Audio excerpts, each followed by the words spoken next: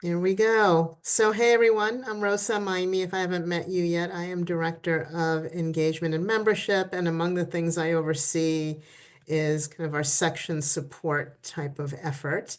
So just wanted to kick this off a little bit and then get into the meat of this. But this is for those of you who've done this with us before, it's our typical annual onboarding meeting for section leaders. I know every couple of years we get new folks who come in as the leadership shifts. And this really focuses in particular on kind of the operational support and resources and help in doing your day-to-day work as you volunteer with AGU in a section leader role. So, we recognize that these are unusual times, right? And things are moving rapidly in the world. And, AGU is hearing you, we're mobilizing, and we continue to work to determine kind of the best way to support the community at this time and longer term. Some of this is going to come up in the council meeting that you all are in next week. And I know that Cheryl, if she hasn't sent out the agenda yet, she will soon and is making space for those types of conversations. So I didn't want you to think that we were kind of putting our head in the sand and not recognizing kind of the world we're in right now.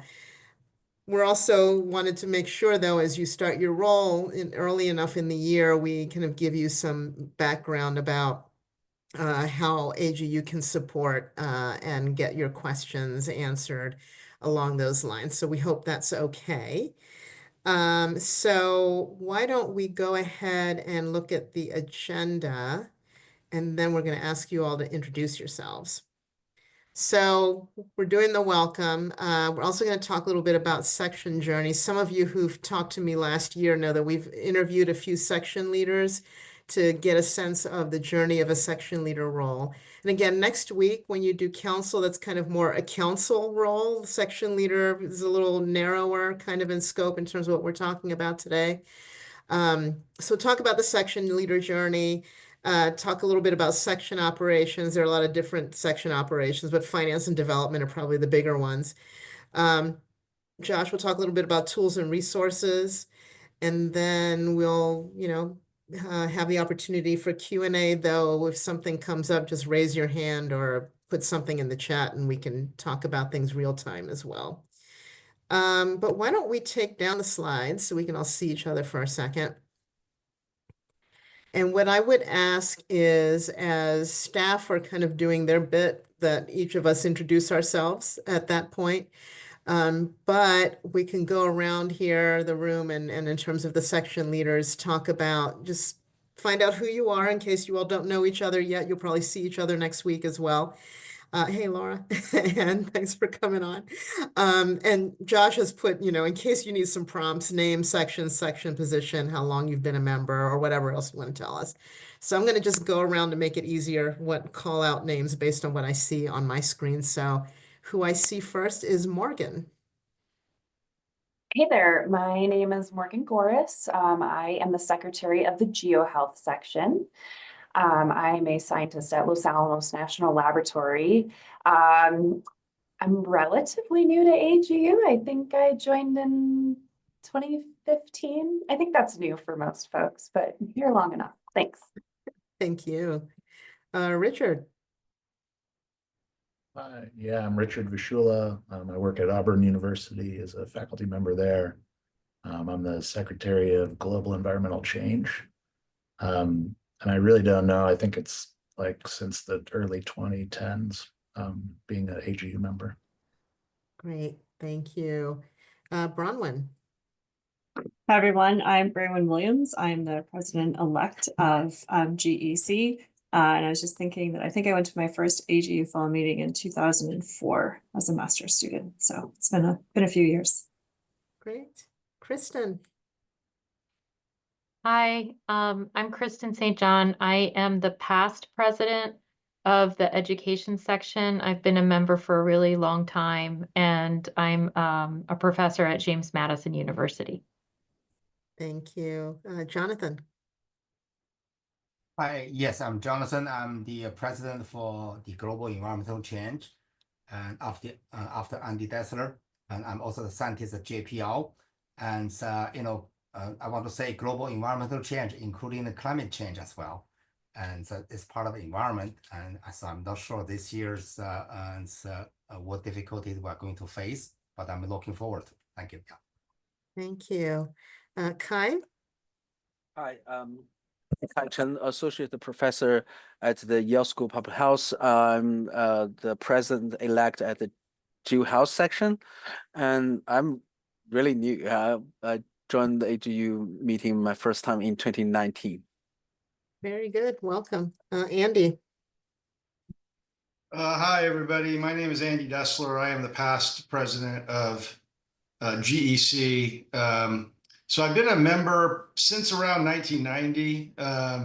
But actually, my father was a longtime member, and I remember sitting on a plane next to Fred Spillhouse, probably in the late 70s, going to an IUGG meeting in Grenoble, France, when I was in sixth grade. So it's been a long time. Wow. That's great. Laura? Everyone, excuse me, still eating my lunch over here, so apologies. I'm the president of the education section, and I don't know, it's a bit of a pop quiz there. Sometime in the either early 2000s, like Brenwan was saying, or the 2000 teens, more recently, I would say more active in AGU. But I'm also a assistant professor at the University of British Columbia in Canada right now. So, Thank you. and I'm going to turn my screen back off so I can finish eating. No problem. And then we have a 919 phone number. I would love to know who that is. Hi, can you hear me? Yes. Hi, this is Daniel Tong. I'm the president of GEO Health. I have been AGU lifetime member since 10 years ago, and I joined AGU when I was a graduate student 20 years ago. Oh, very good. All right. I think that's everybody.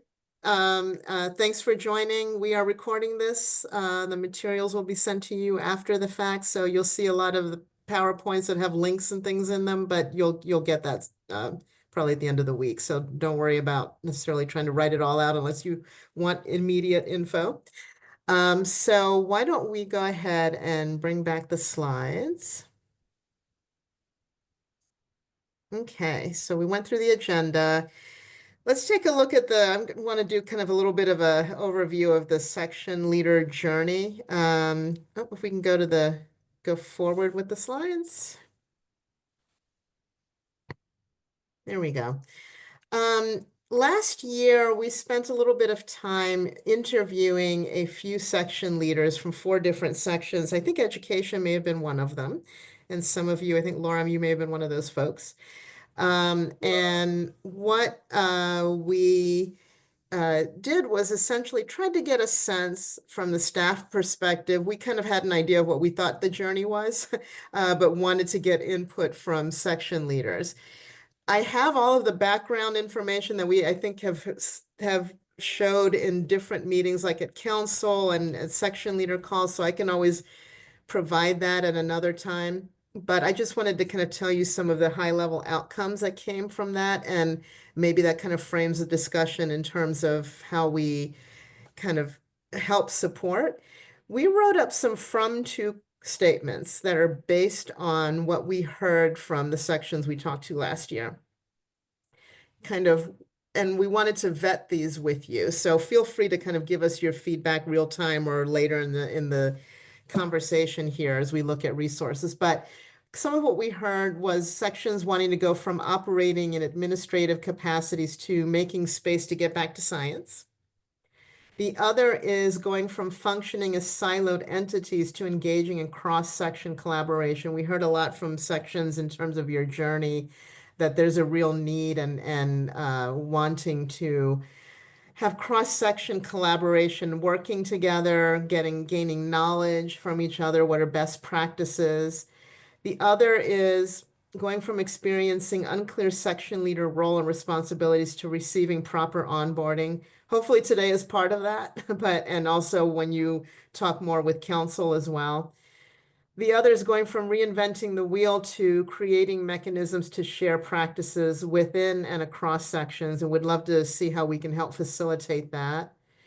And the other, which is kind of a big one and kind of a 10,000-foot level one, is separating delivery of member value. So going from having separate delivery of member value to partnering between AGU and sections to deliver and reinforce member value together. What I mean by that is it seemed like at the union level and at the section level, we were doing a lot of the same kind of work in terms of generating member value, whether it was kind of recruiting volunteers or working on development or finances or that kind of thing. And how is it that we can kind of work together through sections to drive member value together? So why don't we go to the next slide? So some of the primary opportunities that kind of came out of those from to statements and those earlier conversations was to work on better training, resources, and guidance for section leaders before and during your role.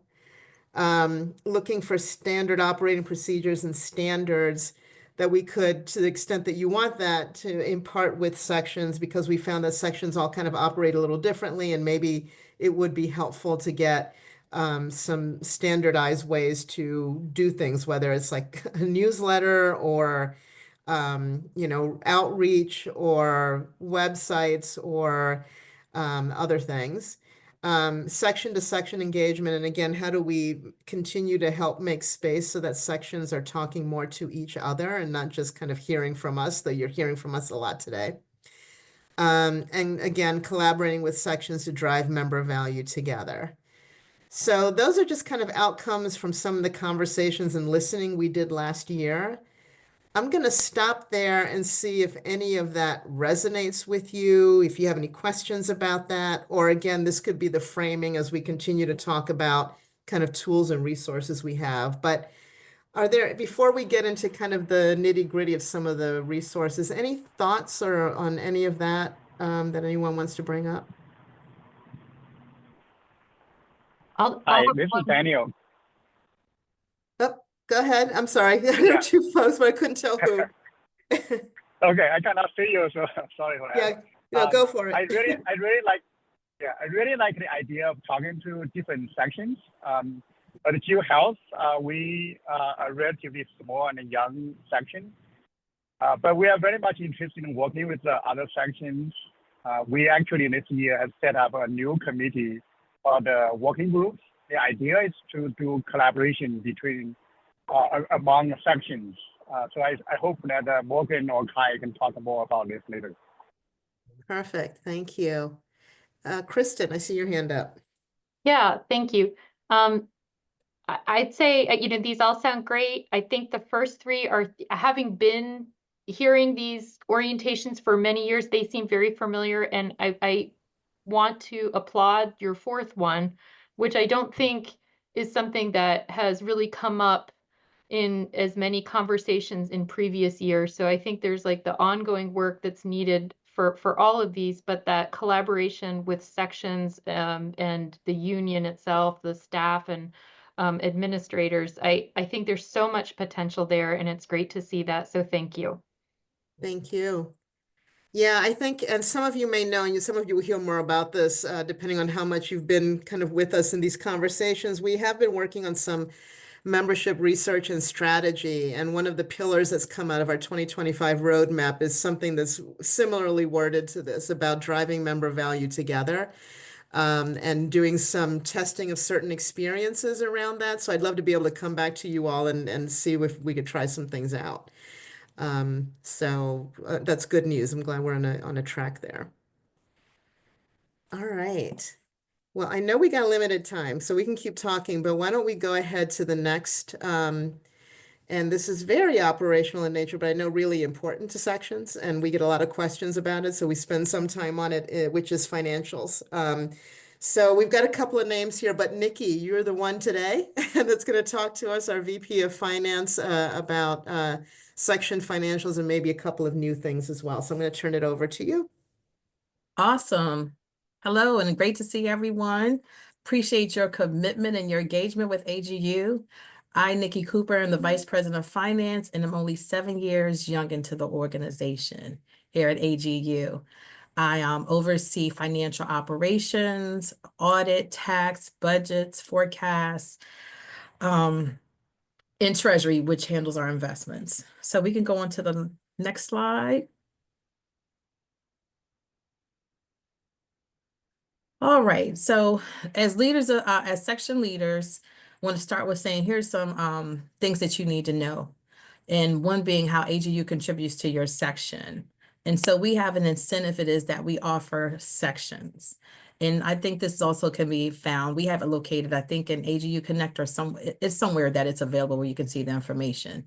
I always get it mixed up with where it is. But basically, when a primary member of each section gives $50 or more to any fund, if you reach 5% of your primary members that give $50 or more, AGU will give you $1,000. If it's 7%, AGU will give you $2,000.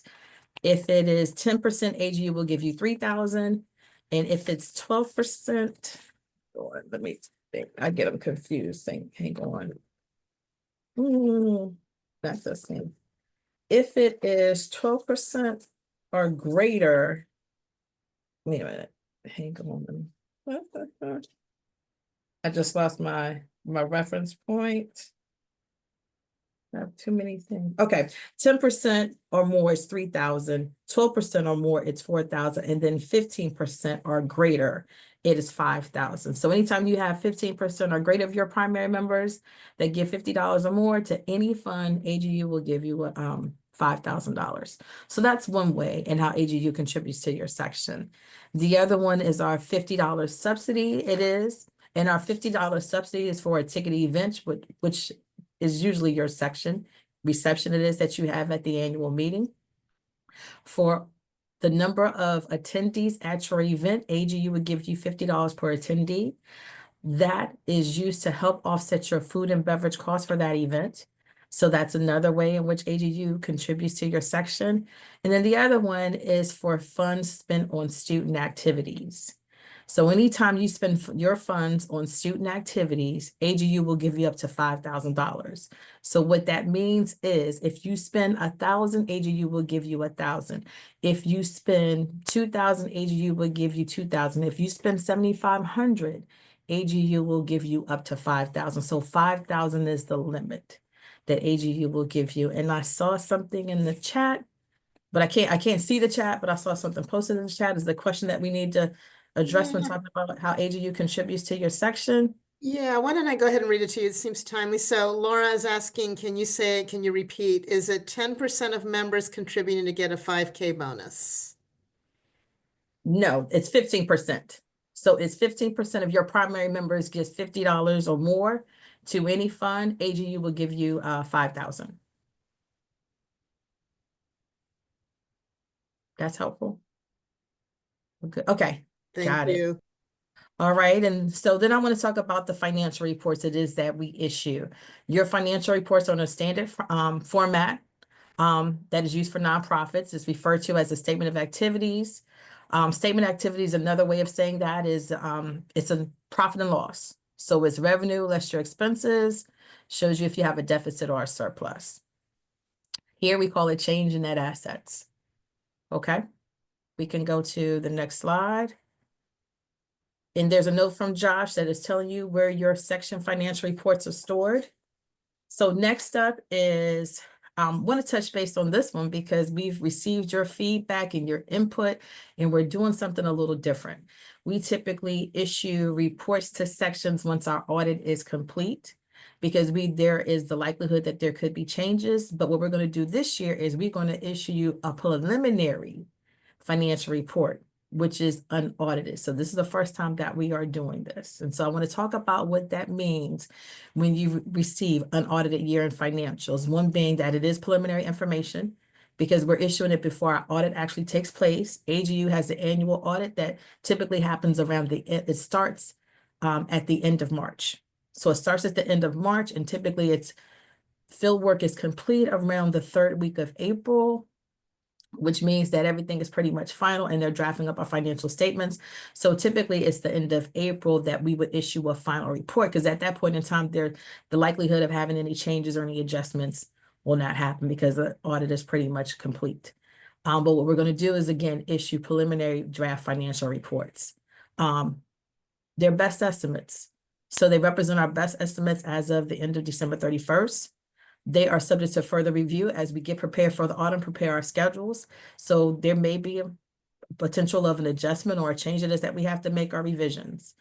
And if there are changes, we'll communicate that when we issue the final reports. So just consider that these figures are preliminary and they are subject to change when we do issue them. And so we do plan to issue them next month, which again is probably 4 to 6 weeks sooner than you would typically receive them because we wait until our audit is complete. We can go to the next slide. All right, so when thinking about your section finances, you really want to know, how much money do I have? Okay, so your incoming cash is typically donations or contributions, and then there's sponsorships. That is your incoming cash, which is also referred to as revenue when we go to your statement of activities or your financial report. Outgoing cash, those are your expenses. That is what you spend your money on. So typically that's travel grants, awards, early career events. It is that will occur. So that's typically your outgoing cash. And I mentioned about the incentive which AGU offers, that is also captured in your statement of activities. What I want to emphasize is when your incoming cash is greater than your outgoing cash, you're going to have a surplus. A surplus will increase your net assets. Another name for your net assets could be reserves or your money in the bank. And that's shown at the bottom of the report. And I'll show you what it looks like when we go to the next page. Well, we go back, Josh, because I just want to talk about outgoing cash. Anytime your outgoing cash is greater than your incoming cash, that is a deficit. And so a deficit will reduce your net assets, right? Because you had more money going out than coming in. And that's okay if that's what you plan for, and you might have a nice set of reserves. So that's okay, or net assets or money in the bank. Okay. Let's go to the next page and just kind of walk you through the format of what you will receive of the financial reports that'll be issued, which typically is going to be this year, it'll be 4 times a year because we're going to issue the preliminary audited reports. But incoming cash is your revenue that's shown at the top of the report. And you can see right here, it says annual giving. That's another name for contributions or donations. And then we also have sponsorships. And then the other contributions is the incentive. So if you hit that 5%, 7%, 10%, 12%, or 15%, we would capture that in other contributions. Next is our outgoing cash. These again are the expenses it is that you spend your funds on. That's typically your reception, if you had any AV, if you issued any awards or anything like that. That's where it'd be captured in this section, in the expense section. So that's your outgoing cash, the money it is that you spend. And then we have net assets, which is, oh, wait a minute, let me back up. And then we have the AGU contribution. That is that, the incentive, the one that I talked about, where if you spend funding for student events and activities, and how AGU will give you up to $5,000 depending on what it is you spend, that is captured right here at the bottom of the report. And then you have your total net asset balance. And so another name for your net asset balance is just your money in the bank or the cash. But that's what tells you, if you want to know how much money I have to spend or what it is that I'm working with, you can look directly at that number. What I also want to say right here is, with us issuing preliminary audited financials to you, unaudited financials, if you want to know, as you plan for your activities that are upcoming, what you want to do is you want to look at that bottom number that will say, when you receive your report, it's going to say 2024 year to date, December. Okay. And so at the bottom, you want to look at that net asset ending number, because your balance at the end is your balance for the beginning. So if you had 100,000 as of December 31st, 2024, that is also your beginning balance for 2025. Okay. I see, is everyone good on that? I see some looks if you're unsure, but does that make sense? So if you want to know what you're working with, that ending balance is your beginning balance. Okay?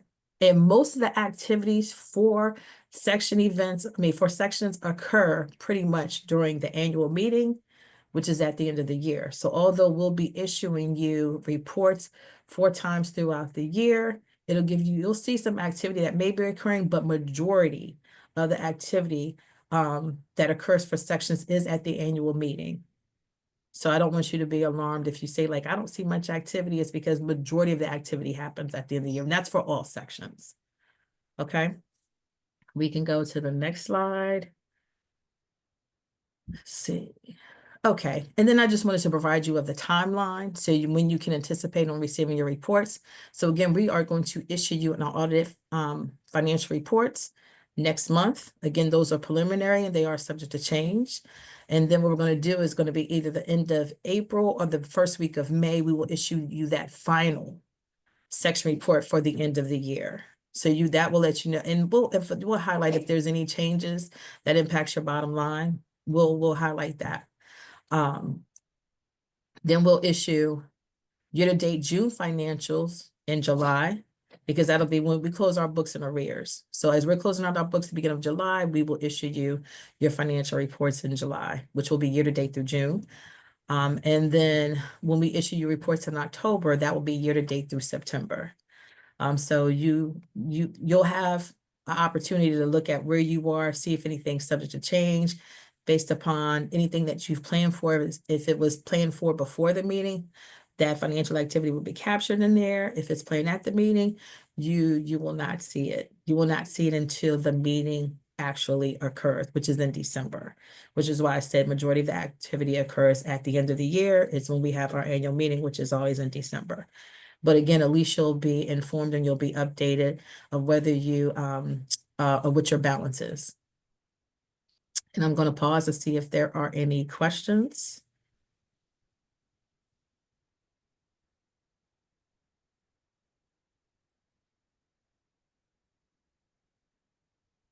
And then if you have any questions later, you can let Rosa and Josh know, and they can reach out to me. And I don't have my other member of the finance department, but Kevin Dixon, who's the director of financial planning and analysis. He also works very closely with me. And then there's our assistant director of financial operations, Albert, who works really to record the financial activity and transactions. But again, you know where to find. You can reach out to them and they'll reach out to me if there are any questions. Thanks, Nikki. Yeah, as you all get these in a few weeks in March, certainly reach out to Josh with any questions, and we can have the finance folks look at it, any questions that come through. And also, you'll see that Josh indicated where the financial reports are kept. It's not publicly available, but section's executive committee discussion group library is available to your executive committee. You can see past documents there. And if you don't know how to get there, I think we have a little tutorial to tell you how to find that on the web. So, all right. So with that, why don't we move over into development? And we've got Kara here to talk to the group. So Kara. Okay, go in there, please. Sorry, my little coworker was asking me a question. Hi, everybody. My name is Kara Green. I am the Director of Development. And you can go to the next slide, please. Thank you. And I work with the fundraising team here. You could see all of the individuals on our team on the left-hand side, along with our contact information. So please feel free to reach out to any of us if you have a question. Our general email is also development@agu.org. However, Tracy Lamondu, the vice president, and myself will be your main points of contacts. So as you can see, there's just some items that I'm going to cover today, but again, this expands a lot throughout the year. So if you have any questions, always happy to jump on a call or a Zoom or Teams call, or just converse through email if there's any questions that arise as you're working throughout the year with the solicitations and funds and things like that. So first I'll talk about section funds. So each section is set up with the fund, as you saw on the finance side that Nikki went over. And contributions, as you know, to this fund will show up on your quarterly budget reports, as Nikki just showed. Some sections also have designated funds, which are essentially sub-funds. And for example, Biogeosciences has a diversity, equity, and inclusion committee. So you'll also see funding for that. And we could also pool information for that too. And happy to discuss if anybody has questions on specific funds or the parameters around how they were set up or anything like that, please reach out to Tracy and I, and we can work through you with that information. So switching gears on how to solicit your membership, there's a couple different ways that you could go about doing that. We have done in the past some canned newsletter language that we could share with you and work with you on, as well as other communications, whether that's through social media or other email appeals or campaigns that you may be doing within your section. We can also craft specific section giving links as well as dedicated giving sites with our communications team. And that essentially will provide you a link that goes directly to your section fund. If you go to the general AGU site right now, as you know, and I'm sure you've seen, we have a lot of different funds at AGU, which is great. But if you want something dedicated specifically for your section, we can help you set that up. And we'll also work with you on special initiatives. So I'm going to call out the education section. We've worked with them in the past to do the Honor an Educator campaign. So we are happy to work with your section and leadership or committees. If there's a specific initiative you have in mind, please just reach out.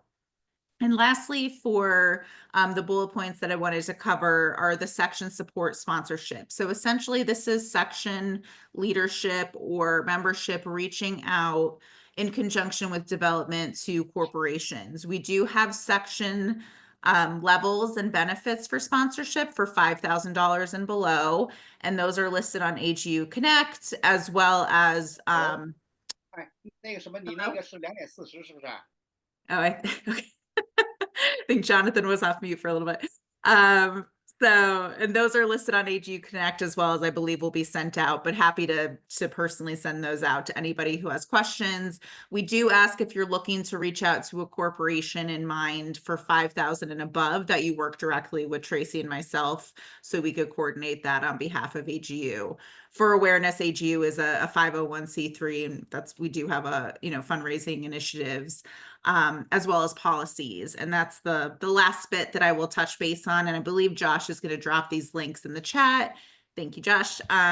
So we have a gift acceptance policy at AGU, which essentially outlines our gift acceptance policies, as well as the gifts we can and can't accept and the avenues that we do that. And then we also have an organizational support policy, and that outlines the corporations and organizations that AGU works with, as well as specifically outlines those that we do not move forward with having relationships with, excuse me. So I know it's a lot of information. Like I said, I'm happy to chat outside, as I said, to set up a separate meeting if you have ideas in mind about a specific campaign, appeals, questions on the processes. But for now, I'll take any questions. And if not, then thank you so much for your time. It looks like there's something in the chat. Oh, how do we get information regarding how many members our section? And okay, so Josh, do you want to answer that Yeah. one?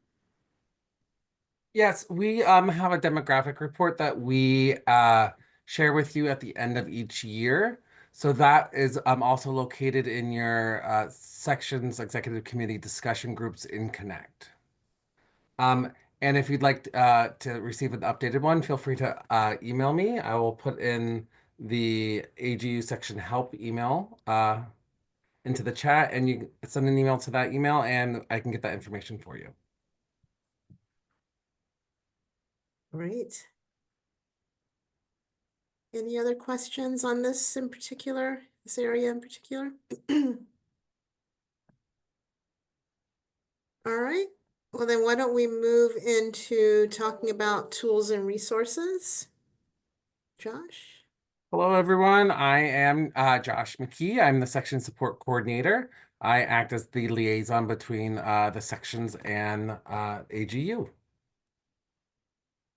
So for this first slide, this is a document that the governance team put together that explains all of the meetings that you'll be asked to participate in, mainly for council, but it also gives you a little definition on the difference between the meetings. The governance team will go more in depth on this document, so I don't want to touch too much on it. I don't know, Rosa, if you had anything you wanted to add on this? Yeah, I would just say, because I know that we often get feedback that there's so many meetings, and these are just a few, but these are kind of the main ones that as section leaders you may have involvement with. Obviously, there's the council meetings that you've had some involvement with already. Monthly leadership calls are hour-long calls that are led by the CEO and really are an hour long on any particular deep dive topic. It may be on advocacy, it may be on the current political environment, it may be, and I think there's been one just recently, but they're monthly, and you should be getting emails from the executive office on those. And then there's the section leader calls that Josh will talk about in the next slide.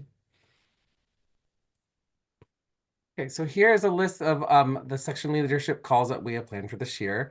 These are the calls that we have with the section presidents, president-elect, secretaries, and past presidents. We use this time to share ideas. We may have some information from AGU to disperse to all of you, but we're really trying to use it as a time for you to connect with each other and help share best practices and address any issues that you may be having. We will hand out the agendas for these calls about 2 weeks in advance. So if there's anyone else that's not in your section leadership that you think may benefit from being on the call, you are more than welcome to send the invitation their way, or you can let me know who the person is and I can send the invitation directly.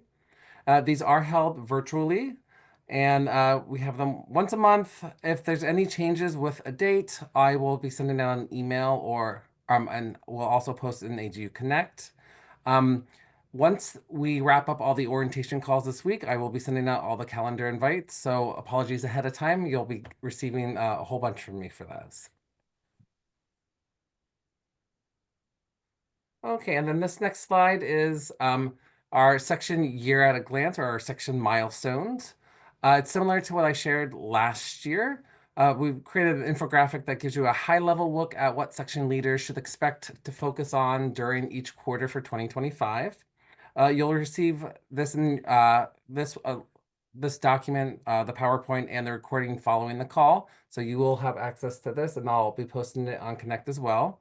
But the categories, we broke these up into our AGU 25, and they'll have some of the high-level deadlines divided into each quarter.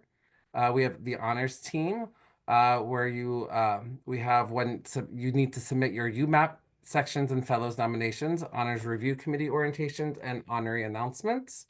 And then under section leaders calls, we have all of our monthly calls listed there with the date and time. And then under council, you will see the current dates that we have for the meetings. We do have 2 that are TBD, and once those dates are determined, the document will be updated. And then under ongoing, we have things that don't have a specific due date that should be you should be looking at each quarter. So we have things like reviewing your section website, newsletters, filling out your committee roster, looking at sponsorships, and reviewing your financials. Please note that the elections row was taken off for your first year, since elections are every other year. But you should be starting to consider section nominations options during Q2, and those are due in Q1 of 2026. And then here's a list of our different resources and things that will assist you with your outreach to your sections. I did want to note that I'll be providing tutorials on these resources that will provide further detail. First off is AGU Connect, which is our open networking and collaboration platform. Each section has their own community. And then you have options of sending out surveys. We use Microsoft Forms to create these surveys. If you are interested in sending out a survey, please send me your questions as well as the options for responses for those questions, and I can get that created and sent off to you. And then we have newsletters. If you opt to have your newsletter distributed through AGU, they do go out every Monday. So please note that the drafts are due to me by Wednesday at 4 p.m. And then I will send them to the communications team to build out your final draft. And then I'll send them back to you, and they need to be approved by you by Friday at 4 p.m. If there are any changes with those due dates due to holidays or summer hours, I'll post that in AGU Connect in the section leader discussion group. And then we have section websites. Section leaders and your web editors are free to customize your websites as you see fit. Content is mostly discretionary, but AGU may partner with sections to ensure accuracy and consistency of information. Be sure to list your web editors on your section committee roster so I am able to get them access in our system. And I am going to share a link that has a list of all of the section websites. And then the last one on here are webinars. You can host webinars through AGU. We use 2 platforms, Zoom, which is much more popular, and then we also have GoToWebinars. Let me know when you're ready to host a webinar, and I will send you our intake form. We do ask that you give us at least 1 month notice in order for us to get everything set up, and then we can also advertise those webinars for you on our website.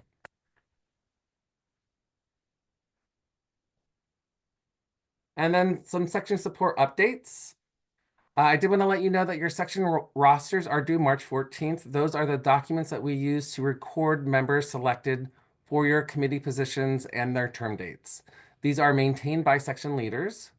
AGU uses the rosters to update in our records, and then your completed rosters are due on the 14th, so let me know if you need me to resend you the links to those rosters. Then, as I briefly mentioned before, I will be putting together some how-to resources. I have listed the topics that I have already chosen for the tutorials. So please let me know if there are any others that you would like me to add. And then I have them listed here. There's navigate and updating your Section Connect sites, creating newsletters, hosting section webinars, surveys, and checking your section financials. And then I did want to note that if you have questions on anything, whether it's something we covered during these orientation calls or anything else during your time here in your position, feel free to reach out to the section support team, which is Rosa and myself. You can reach us at that email I put in the chat. That's agu-sectionhelp@agu.org. I wanted to see if there were any questions.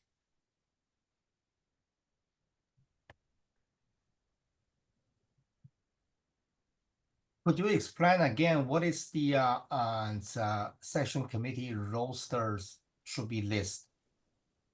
So the section committee rosters, that is the rosters for an individual roster for each section, and that has every committee that you have. And then we ask that you fill it out, letting us know all the members that are on the committee and their term dates, as well as who the chairs are for those positions.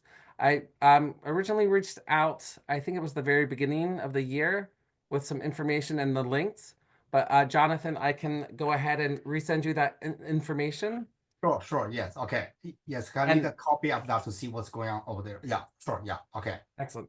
And then everyone for each section, your full section leadership team, which is your president, past president, president-elect, and secretary, were included on those emails, so they should have them as well. But I'll resend it to your whole team, Jonathan. Okay, sure, thank you. Yeah.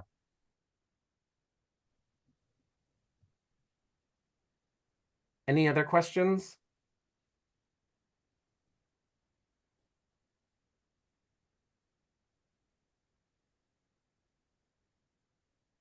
Okay.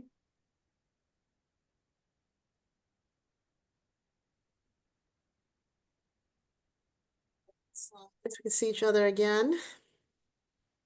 Rosa, I'm sorry, you cut out in the beginning there.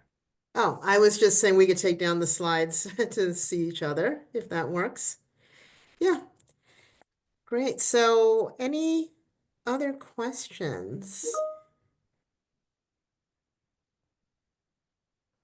Yeah, we're gonna do the monthly section leader calls. We also, those agendas are really very much built on your input. So if there are topics that you'd like to hear from staff about, or if there's some information you want to impart, because again, this is one of the spaces we want to make available, those monthly calls where sections can talk to and learn from each other, even though it's a short 1 hour, but it might be a nice opportunity if there's something you think you know want to share, your group does particularly well, you want to get input from other sections on how you're doing something. Let me know because we can make that part of the agenda. The first one of those meetings is March 17th. So let me know before then. The other thing I'll mention, because we don't typically have them as part of these meetings, but another big part that we will work with you on is the annual meeting. One of the first things that you saw in the calendar type infographic is pretty soon here, unbelievably in March, even though the meeting's all the way in December. Josh will be reaching out to you all about planning your section events for the annual meeting. And there's a lot that goes into that and a lot of intake of information. So get ready for that as well. Kristen. One quick question. Uh, who is the point person now for anything like with workshops or learning at the annual meeting in case we have some ideas have bubbled up from that faculty travel grant group, and I just want to make sure I'm connecting with the right person. Yeah, we can get you in touch with them as Eric Hankin. Oh, okay. And actually, we've had a little bit of a restructure, and Eric now reports up to me. So, Okay, so so if it I could be me or you and Eric. Eric. Okay, thank you so Yeah, much. yeah. So it's yeah. So we can do that. Anything else, anyone? Well, we look forward to seeing you every month. We really encourage you to be on the calls. The more people who are on those calls, the more information that can be shared. And I know that AGU sends a lot of information and emails, not just from kind of the section support group, but from throughout AGU, some of which we're not always aware of either. So to the extent that you have questions, we don't want to cut off communication between you all and other staff at AGU. But if you do have questions about other departments or where is this coming from or who should I talk to, you know, send an email to us and we'll get you connected up. So. All right. See you next time. Thank you so much. Thank you. Bye. Bye. Bye-bye.